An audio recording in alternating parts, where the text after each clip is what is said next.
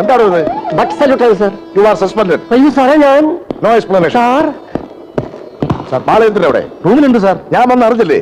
എന്തോന്ന് പുഴുകത്തില്ല അയാളകത്ത്? വ്യക്തമായിട്ട് അറിയില്ല സാർ. ശരൺ, എടോ, മേലുദ്യോഗസ്ഥന്റെ പവർ കാണിക്കാതെ കീഴിലുള്ള CSI കാണാൻ ഞാൻ ഇങ്ങോട്ട് വരുന്നൂടാ. അത് ഇതുവരെ എനിക്ക് പിടികിട്ടാത്ത കാര്യമാണ് സാർ. തനിക്ക് പിടി കിട്ടില്ലല്ലോ. You are a fool. Yes sir. Circle അദ്ദേഹം ഇതുവരെയാണ് സാർ പറയുന്നത്. സാർ ഞാൻ സാർ സല്യൂട്ടിന് മാത്രമേ ഇവിടെ ഒരു ക്ഷാമമില്ല. ഒരു വാക്ക് പറഞ്ഞിരുന്നെങ്കിൽ ഞാൻ അങ്ങോട്ട് വന്ന് കാണുമായിരുന്നില്ല എടോ, അങ്ങോട്ടോ ഇങ്ങോട്ടോ എന്നുള്ളതല്ല പ്രശ്നം, എങ്ങോട്ടാണ് അന്വേഷണം എന്ന് അറിയേണ്ടത്. സാർ.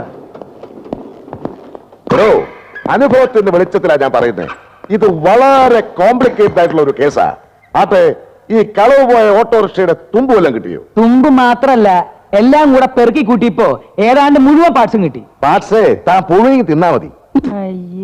എടോ, അവന്മാരെ കുറിച്ച് വല്ല വിവരവും കിട്ടിയെന്നാണ് എനിക്ക് അറിയേണ്ടത്. ചിലപ്പോ വിവരം കിട്ടാൻ സാധ്യതയുണ്ടെന്ന് ഒരു ചെറിയ വിവരം കിട്ടിയിട്ടുണ്ട്. മനസ്സിലായില്ല. അതിലൊരുത്തിന് നല്ല മുറിവ് പറ്റിയിട്ടുണ്ട്. ഓട്ടോറിക്ഷ മറിഞ്ഞു വീണെടുത്ത് ചോര ഒഴുകിയ പാടുണ്ട്.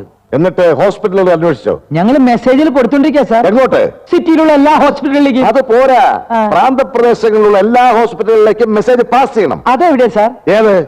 ഈ പ്രാന്തപ്രദേശം കൂനമ്മാവിന്റെ അടുത്ത്. അതൊന്ന് നോട്ട് വെക്കാം. പുഴുങ്ങി തിന്നാനായി അയ്യോ. 24 hours കാര്യമായ വിവരങ്ങളൊന്നും എനിക്ക് കിട്ടിയില്ലെങ്കിൽ എല്ലാത്തിനെയും ഞാൻ സസ്പെൻഡ് ചെയ്യും.